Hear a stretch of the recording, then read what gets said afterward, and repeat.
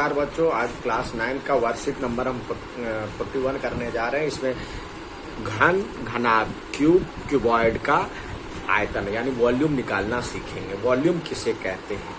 अब देखिए वॉल्यूम होता क्या है। वॉल्यूम यानी अंदर, उसके अंदर कितना स्पेस है। इससे पहले वाले वर्कशीट में हमने उसके ऊपर ढक्कन मतलब पृष्ठीय क्षेत्रफल और वक्र पृष्ठीय क्षेत्रफल निकालने की कोशिश किया था। अब जैसे ये देखिए, ये हमारे पास एक क्यूबॉइड शेप की आकृति है। क्यूबॉइड शेप की आकृति में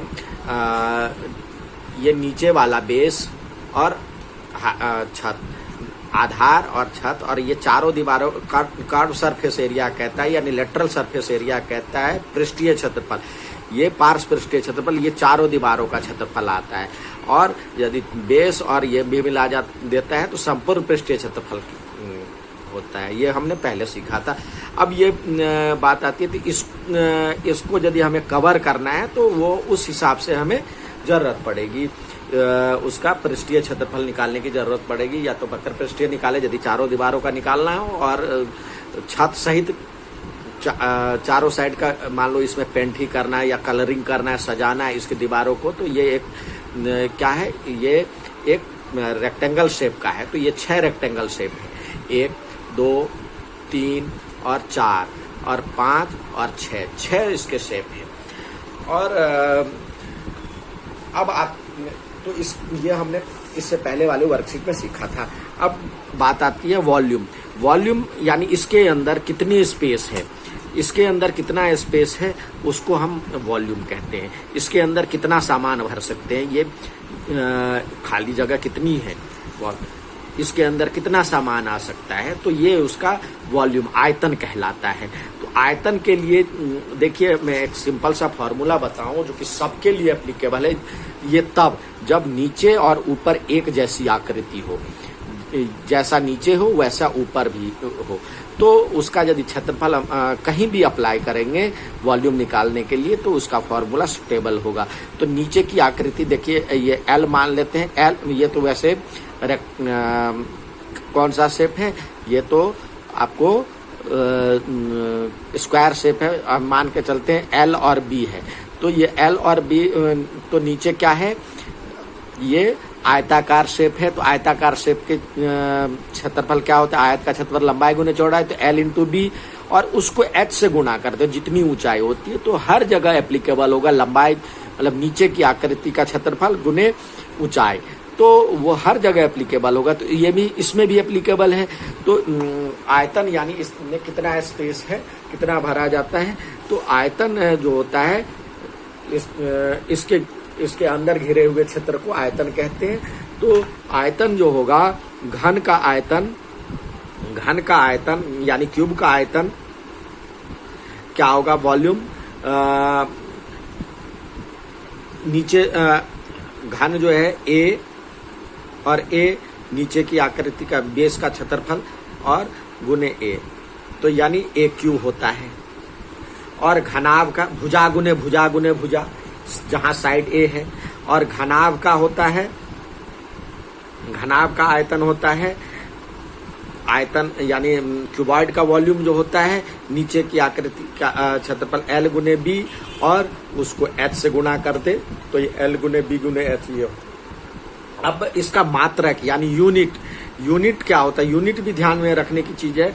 यदि आपने सही बना लिया और यूनिट नहीं लगाया तो आपके आंसर में नंबर कट सकता है। अब यूनिट कैसे लगाए, देखिए इसमें कितनी लंबाई की बात की गई, मतलब कितने लेंथ की बात की गई। एक लेंथ यहाँ पे 1 मीटर, 1 मीटर, 1 मीटर, या 1 सेंटीमीटर, 1 सेंटीमीटर, 1 सेंटीमीटर, यहाँ पे भी 1 2 3। तो ये क्या है, घन मीटर लिखते हैं। घन मीटर यानी घन सेंटीमीटर, घन किलोमीटर, यानी घन लगेगा इसमें। या मीटर 3 बार है तो मीटर क्यूब, सेमी क्यूब, ऊपर में 3 घात होंगे, 3 बार है। ठीक है बच्चों।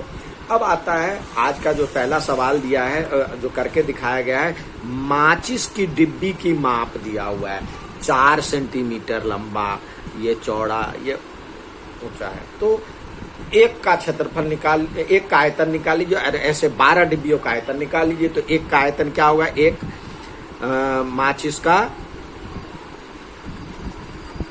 एक मैच बॉक्स का वॉल्यूम, आयतन जो है वो ये होगा 4 गुने 2.5 गुने 1.5।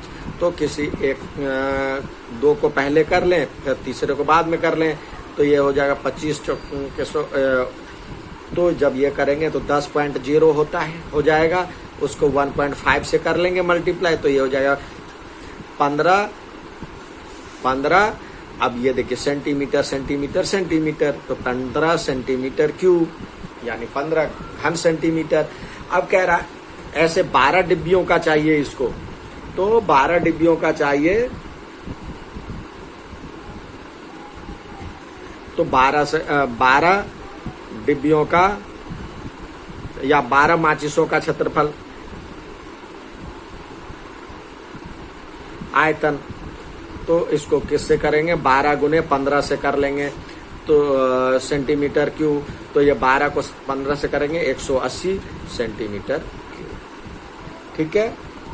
अब आपको करने के लिए दिया गया है एक कमरे की लंबाई 5 मीटर, लंबाई चौड़ाई ऊंचाई क्रमशः 5 मीटर 4 मीटर और 3 मीटर है। क्रमशः यानी क्रम से, पहले लंबाई की बात की गई है, तो वो पहले वाला जो है ये इसके लिए होगा, दूसरा इसके लिए, तीसरा।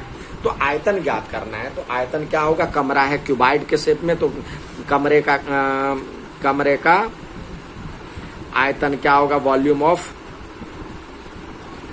रूम। तो आयतन क्या होगा, लंबाई गुने चौड़ाई गुने ऊंचाई, फॉर्मूले से लिखे, लंबाई गुने चौड़ाई गुने ऊंचाई।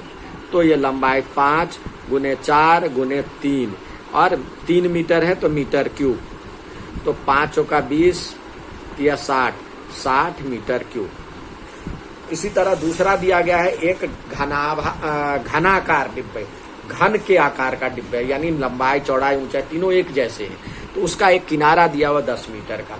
तो आयतन निकालिए। तो ये आयतन निकालने के लिए घनाकार डिब्बे का आयतन क्या होगा, भुजा या एक किनारा गुने भुजा 3 बार, भुजा गुने भुजा गुने भुजा। अब भुजा हमारे पास है 10 गुने 10 गुने 10 मीटर क्यूब, सेंटीमीटर है तो सेंटीमीटर क्यूब। तो 10 दाएं 100 और 10 से करेंगे तो 1000 सेंटीमीटर क्यूब। ठीक है बच्चों, ये आज का वर्कशीट है, बना करके जल्दी से भेजें। धन्यवाद।